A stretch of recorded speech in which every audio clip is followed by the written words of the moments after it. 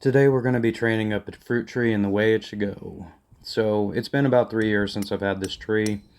I will be speeding it up here in a minute so you can get the whole detail. I do it a little bit weird, but just so it can get full sun and produce more fruit.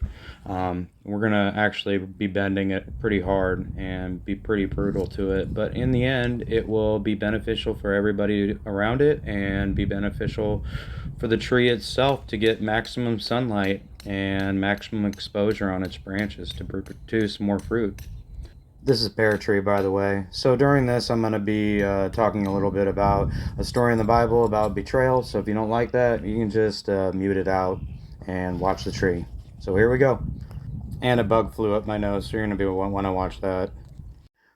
If you haven't read the story of Joseph, it starts in Genesis 37. Or you can watch one of the high-quality Christian films we have. Joke. So Joseph's life is pretty much a promise, betrayal, and then a blessing over and over until all that junk that Joseph probably had in his life was cut out.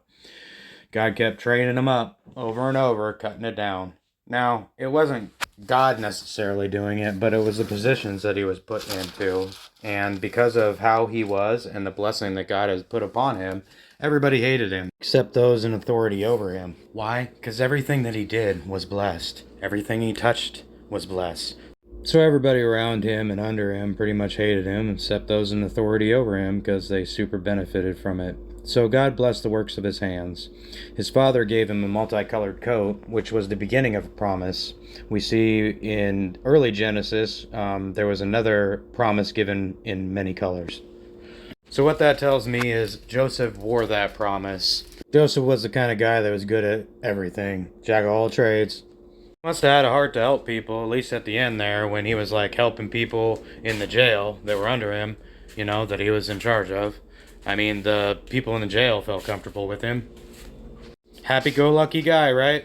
That's just good at everything. I mean, no wonder everybody didn't like him. Not only that, but he carried this promise. And everything around him said, hey, this ain't gonna work for you. But he held on to it and kept wearing that jacket.